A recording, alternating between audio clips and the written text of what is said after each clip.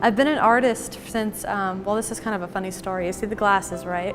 So I can remember drawing from when I was very young, but I was kind of leaned towards this kind of venue of drawing through when I was very little. I have astigmatism and one of my eyes would try to cross in. So instead of having a surgery, my parents decided to go the therapy route, and I would have eye patches and I would go to actual eye therapy sessions. I remember going to them for a long time when I was young, and I would literally train my eye to stay right by tracing over coloring book pictures with tracing paper. I would do exercises like that at home, and then when I went into the offices, they would actually have me on a light table. Didn't know it back then, but I know it now because you use animation. In animation, you use light tables to flip traditional animation, so I was already kind of used to that, and I would get bored. I would get bored drawing other people's drawings and tracing everything, so once I was done with the drawing, I would start adding on my own elements, which I always kind of got in trouble for, and I always colored outside the lines. And I love, it kind of leans to my style because I love like that off-registered look,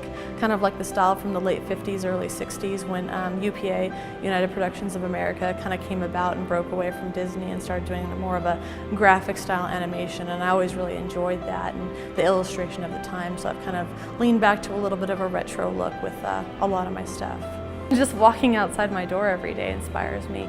I love especially being here in Atlanta. It's a huge art-based town. There's so many like galleries to go to and different museums, and you can go outside and you can walk around Piedmont Park. So a lot of nature things inspire me. I've done birds, birds especially. I don't know what it is about birds. I just really focus in on them. I've made a lot of characters out of birds. I have a season set that has all 4 seasons and they're done out of birds. A lot of other things that inspire me is looking at what's been done in the past. I mean, we're in a postmodernist era right now, so I have a lot of friends that are you know, around there doing stuff. A good friend of mine, Martin Hayes, who lives in San Francisco, and he inspires me very much. I look at his stuff and he travels all around the world and does illustration and animation. So I kind of look to, you know, the people I've grown up with and the people I've went through degrees getting and, you know, with, and that kind of camaraderie.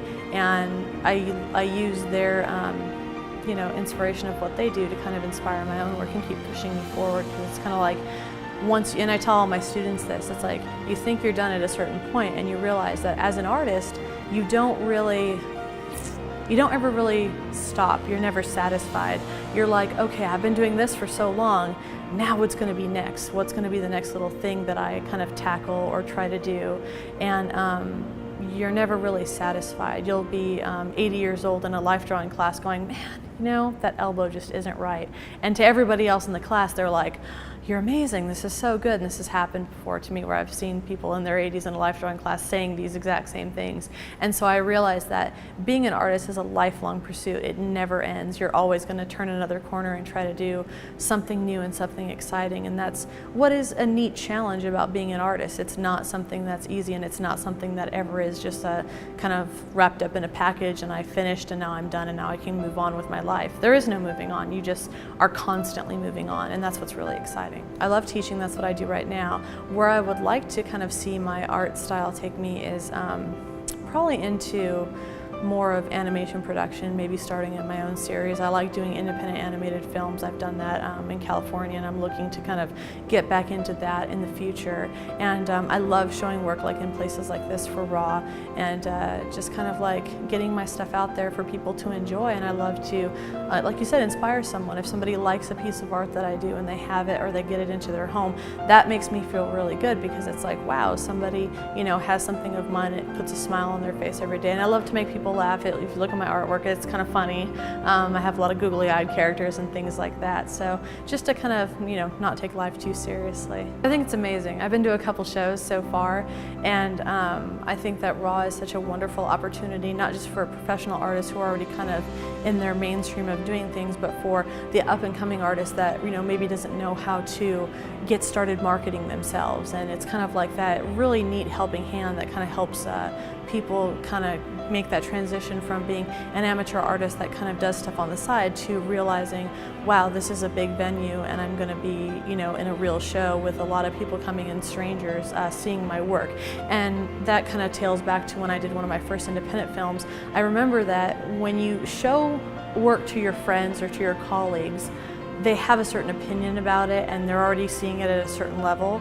But when you walk into a movie theater and you see a strange audience react to like your jokes, your animation, everything that you're doing, and they're people that have never met you before, have never seen your animation, and they get what you were trying to portray, that is like an amazing feeling. You can sit back and go, wow, okay, what I'm doing actually makes sense and it's affecting people in a positive way. And I think that, you know, in effect, Raw does that. It's like, I remember doing that back in my early 20s and thinking, wow, this is really cool.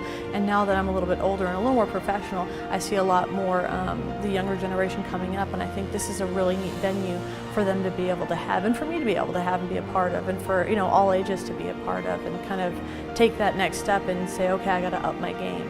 I'm Sandee Chamberlain, and I'm Raw.